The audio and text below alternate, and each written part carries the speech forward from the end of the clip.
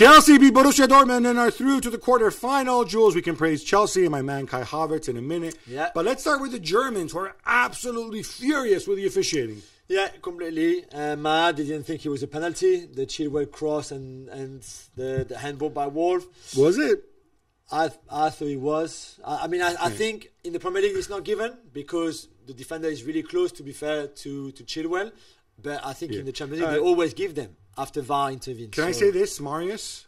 Watch your teammate, Nicolas Sula, the large German-looking man at the back. Watch how he runs around with his arms behind his back. If you're not comfortable running like that, not everybody can run like that. He's not running. He's turning. He's literally turning his back. Turn your back. Be coordinated enough to put your hands behind your back. Not difficult. Really not difficult. No, but I can see why they felt aggrieved by it, and even more maybe with the retake. Right, because learn the rules. But the law of the game seems to be different than the VAR rule, which says that if there's encroachment, you should only retake it if you prevent a player from the opposition to go and get to the ball to score. Which is not the case in here. The case, he's the post, then the ball is cleared. Right. There's no Chelsea player around the ribbon of the post. So why do you retake it then?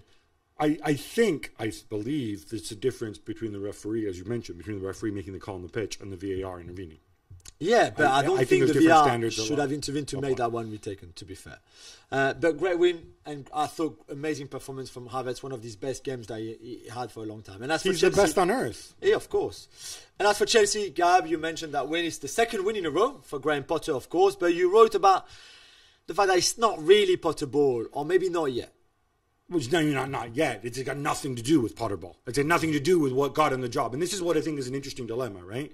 And look, you do a bunch of things a certain way at Brighton, right? Brighton, over the 3 years, Brighton on a small team with limited resources, they had 52% possession on average over those 3 years. They were not a defend and counter-attacking team, right? They were very much more pass-oriented. Here, they're playing at home against Borussia Dortmund. They need to overturn the game, and they ended up with 39% possession. They tried to play on the counter. They did it really effectively. Yeah. I'm not knocking it. They could have scored 3 or 4 goals in the first half. Nobody's knocking that. But what's interesting, too, is they scored the second goal to put them through and go ahead in minute 53, which is also the minute that Wesley Fofana scored at the weekend. After that, they had, at the weekend against Leeds United, they had, I think, 2 shots for an XG of 0.07. After minute 53, you know how many shots on goal they had? 1. It was that Kai Havertz finish that ended up near the corner flag. Yes. XG of 0.01. So this whole idea that the best way, you know, if you're an analytics-minded guy, if you're a Potter type guy, the best way to defend a lead is to go and try to score a second goal and everything. All of that's gone out the window. Yeah. Now, is it necessary because the situation he's in, he can't work? Maybe it's necessary. Will this help him keep his job? I don't know. I'm not in Bowley's head. I just think it's interesting that, you know, he's had to become, at least for now, or he's felt the need to go and play a very different type of football than the football he wants to play and the football he was hired for. Yeah. We'll see if it's temporary. I like the back three, and I like Fofana's form right now.